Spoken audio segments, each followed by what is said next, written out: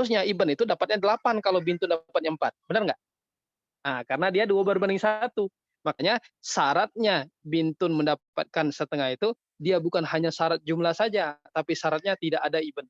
Begitu ada Ibn, dia nantinya jadinya as-sabab bil ghairi nanti.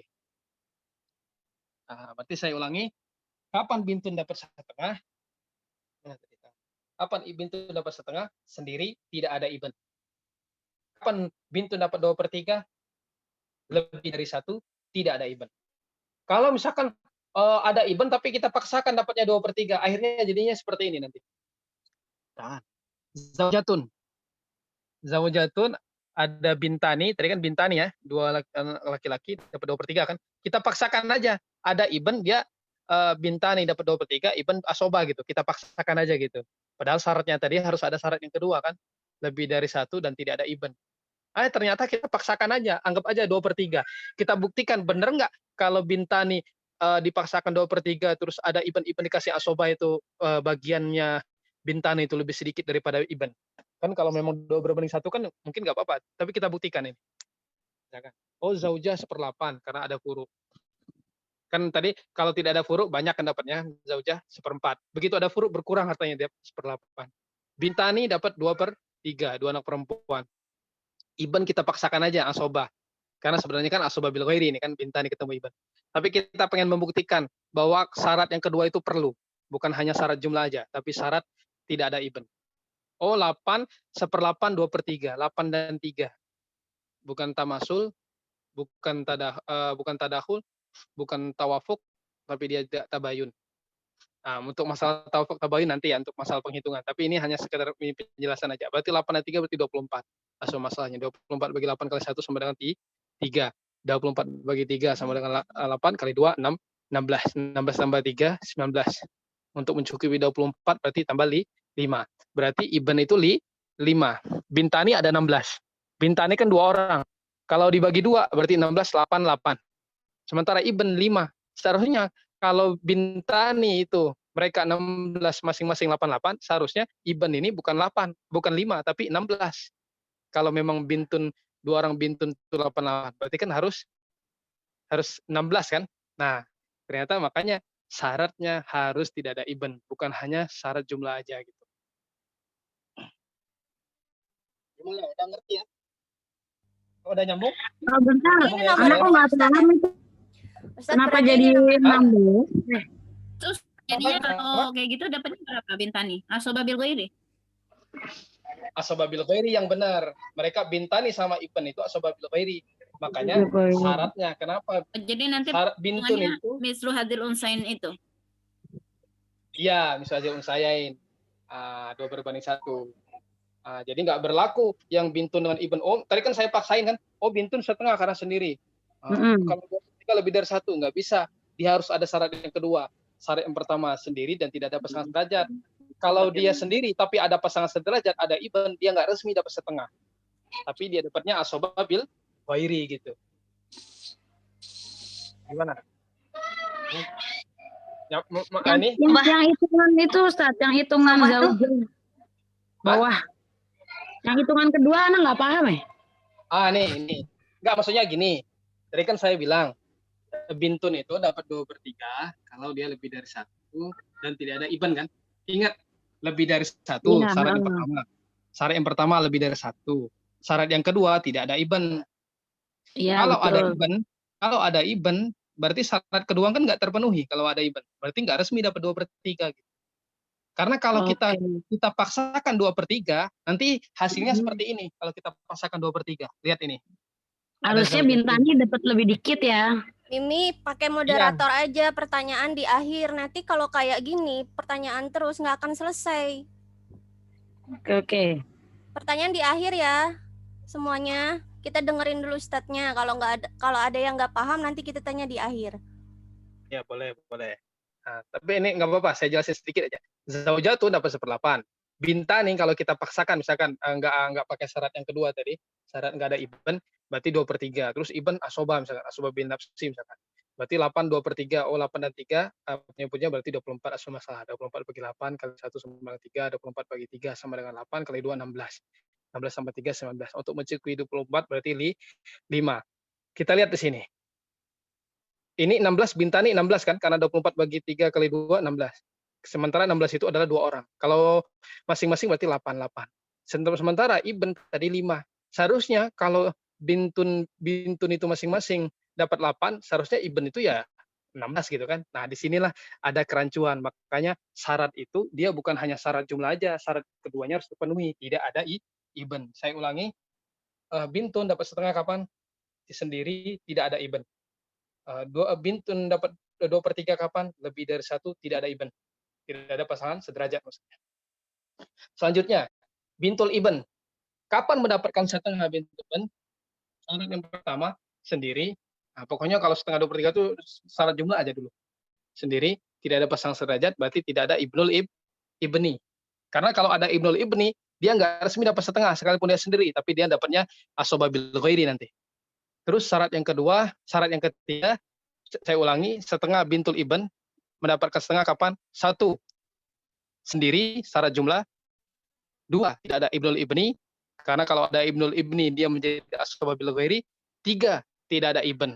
Karena kalau ada Ibn, dia justru mahjub, terhalang. Yang keempat, tidak ada bintun. Tapi bukan berarti bintun itu ini menghalangi bintul Ibn itu nggak dapat sama sekali harta warisan, tapi menghalangi jumlah bagiannya. Karena keturunan perempuan itu tidak boleh lebih dari 2/3 harta. Karena rumusnya takmilatan lis sulusaini.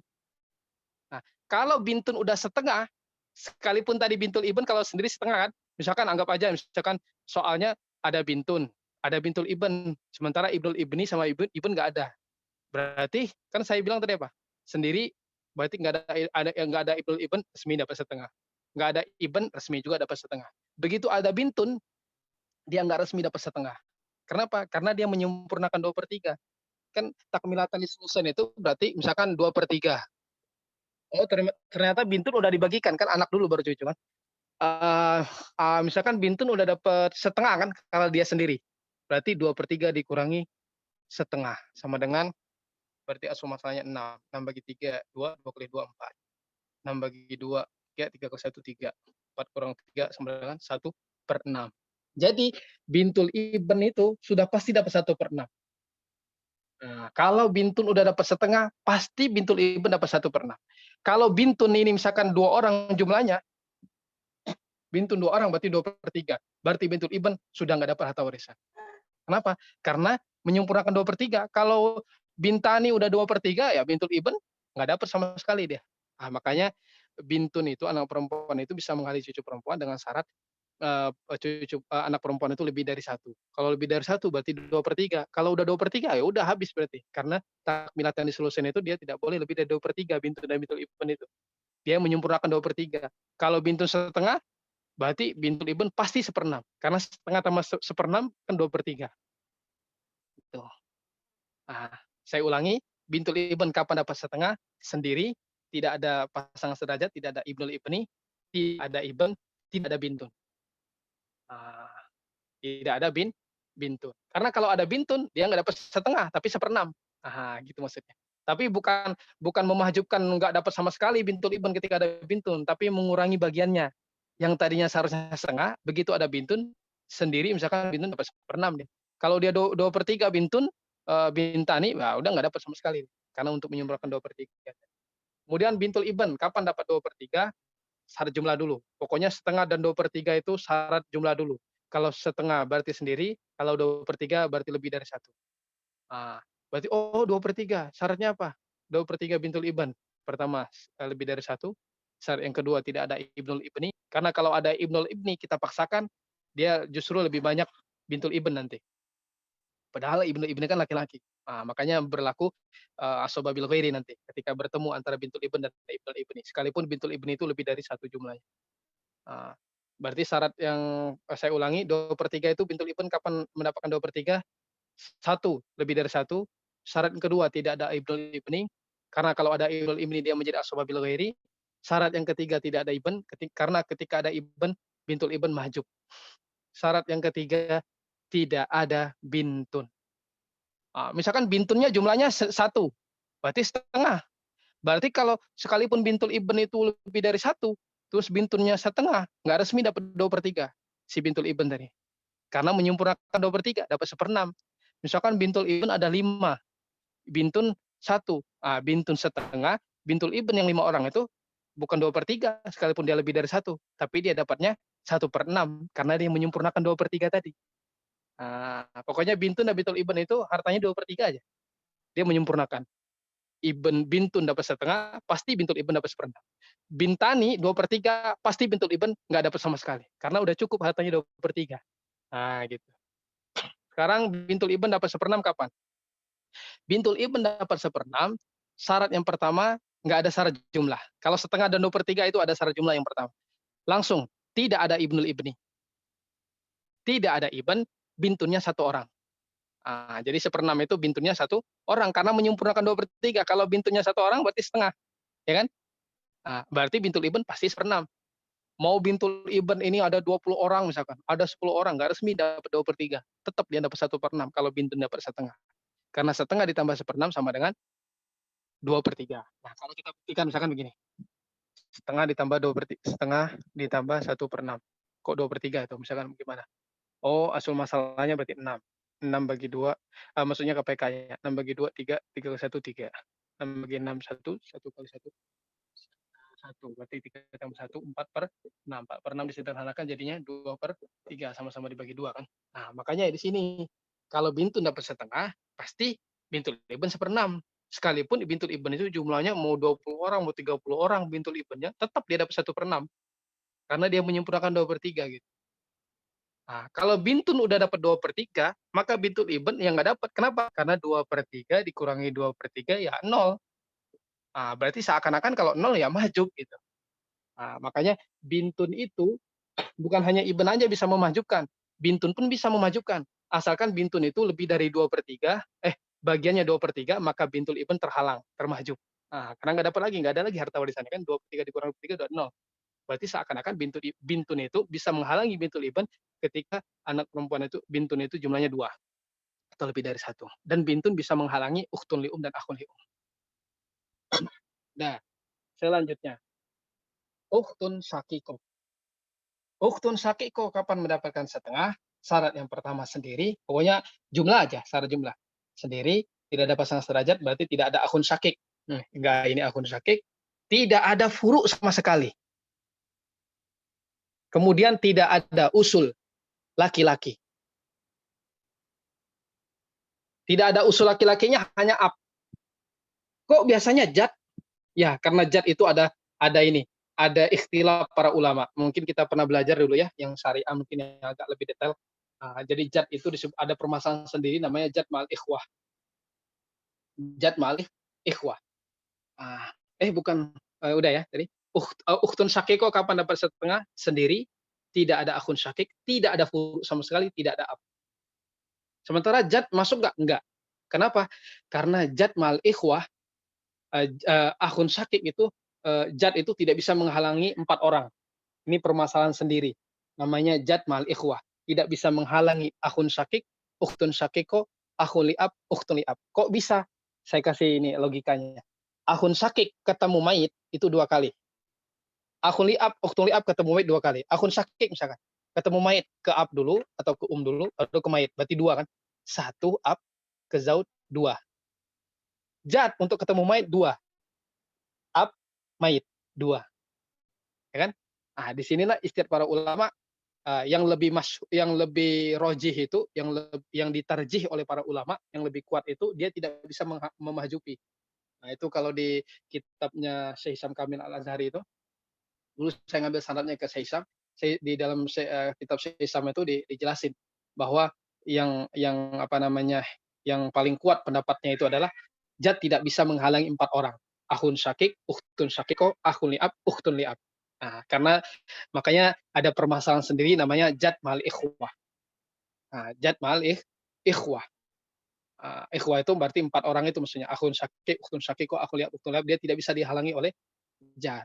Kata Syekh Hisam Kamil Al-Azhari dan kata Syekh Ala itu kalau saya ngaji ke beliau bilang begini, orang yang belum menguasai hijab ulama hajub jangan sekali-sekali memberi pendapat tentang ilmu faraid. orang yang belum menguasai jad mal ikhwa berarti belum dikatakan dia pakar dalam ilmu faraid. Nah, karena memang jad mal ikhwa itu agak-agak ribet permasalahannya, permasalahan yang ribet. Makanya jarang di Al-Azhar pun jarang soalnya saya ketika di syariah itu nggak dikeluarin jad mal ikhwa itu soalnya. Karena memang agak ribet. Kecuali kalau di talaki-talaki memang ini dibahas. Nah, selanjutnya sekarang uktun sakiko tadi uktun sakiko dapat setengah apa? Sendiri, tidak ada pasang derajat, tidak ada furuk sama sekali, tidak ada ab. Tidak ada furuk maksudnya gimana? Kalau uktun sakiko ada ibn dan ada ibnul ibn, dia menjadi nggak resmi dapat setengah, tapi dia malah mahjub. Makanya tidak ada apa namanya furuk mutlak kan, tidak ada ibn. Nah, kalau ada bintun dia nggak resmi dapat setengah. Justru kalau ada ibn, ada bintun, ada bintul ibn, dia menjadi asoba mal ghairi. Nah, jadi bukan berarti tidak ada furuk mutlak itu bukan berarti bintun itu menghalangi ukhtun syakiko, nggak dapat sama sekali harta warisan, enggak. Tapi dia berubah bagiannya menjadi asoba mal ghairi. Gitu maksudnya. Jadi saya ulangi, ukhtun syakiko kapan dapat setengah? Sendiri, tidak dapat setengah derajat, tidak ada furuk sama sekali. Karena kalau ada furuk laki-laki, dia mahjub ukhtun syakiko. Kalau ada furuk perempuan, dia menjadi asoba mal ghairi, enggak resmi dapat setengah, tapi dia berubah menjadi asoba mal ghairi dan tidak ada ab. Kalau ada ab, ukhtun syakiko enggak dapat sama sekali. Kalau jad, jad tidak bisa menghalangi ukhtun syakiko. Karena yang paling rojih itu, yang paling kuat pendapatnya, menurut jumhur ulama, mayoritas para ulama, jad tidak bisa menghalangi ukhtun syakiko, akhun syakik, akhun li'ab, ukhtun li'ab. Nah, kemudian, kapan dapat 2/3? Lebih dari 1, tidak ada pasangan sederajat, tidak ada furuk sama sekali, mutlak, tidak ada ab. Nah, kalau ada jad, berarti tidak bisa menghalangi. Selanjutnya, ukhtun li'ab.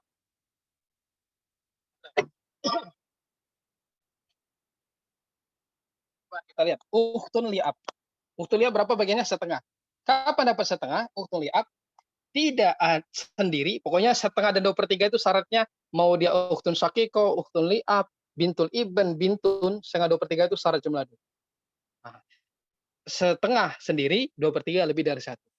Syarat yang pertama, ukhtun li'ab dapat setengah kapan? Sendiri. Tidak ada pasangan sederajat, tidak ada ukhuwah syakiko sama sekali. Ukhuwah syakiko berarti tidak ada ukhtun syakik, tidak ada akhun syakik. Syarat yang kedua, syarat yang pertama sendiri, syarat yang kedua tidak ada pasangan sederajat, berarti akhun li'ab. Syarat yang ketiga tidak ada ukhuwah syakiko, baik laki-laki atau perempuan. Syarat yang ke berapa? 1, 2, 3. Syarat yang keempat tidak ada furuk mutlak. Syarat yang kelima tidak ada ab. Kapan ukhtun li'ab dapat 2/3? Syarat yang pertama lebih dari 1 orang. Syarat yang kedua tidak ada pasangan sederajat, tidak ada akhun li'ab. Syarat yang ketiga tidak ada ukhuwah syakiko, baik itu akhun syakik atau ukhtun syakiko. Syarat yang kelima, berapa tuh? 1, 2, 3. Syarat yang keempat tidak ada furuk sama sekali, mutlak, tidak ada ab syarat yang kelima. Nah. Kemudian ukhtun li'ab dapat 1/6 kapan? Ukhtun li'ab dapat 1/6 ini sama seperti bintul ibn dapat 1/6. Bintul ibn dapat 1/6, tidak ada pasangan sederajat, ya kan? Tidak ada furuk sebelumnya laki-laki, tapi ada furuk sebelumnya perempuan. Nah, ini juga sama. Kapan ukhtun li'ab dapat 1/6? Nah, tidak ada pasangan sederajatnya, tidak ada akhun yang laki-laki sebelumnya, ukhuwah yang laki-laki sebelumnya berarti tidak ada akhun syakik, tapi ukhtun syakikonya 1 orang. Nah, sama seperti ini tadi kan, bintul ibn dapat 1/6 kapan? Tidak ada pasangan sederajat, tidak ada ibn, tapi bintunya 1 orang yang perempuannya. Nah, ini juga sama. Kapan dapat 1/6? Tidak ada pasangan sederajat, tidak ada akhun li'ab, tidak ada akhun syakik, ukhtun syakikonya 1 orang, tidak ada furuk sama sekali, tidak ada ab. Udah itu aja syaratnya. Makanya dengan rumus bagan ini sebenarnya mudah untuk memahami faraid ini. Tapi kalau makanya kalau Syekh Hisam Kambil dengan Syekh Ala itu ketika menjelaskan, dia langsung menjelaskan aja. Ahli waris perempuan, ini orangnya. Waris laki-laki, ini orangnya. Terus yang dapat setengah ini, yang dapat 1/4 ini, yang dapat 1/8 ini, yang dapat 2/3 ini. Itu kan kalau orang kuat hafalannya. Kalau orang nggak kuat hafalannya, dengan metode bagan ini lebih gampang. Gitu. dan dengan metode bagan dan dengan rumus yang saya berikan, ada orang membuat bagan tapi nggak punya rumusnya, mungkin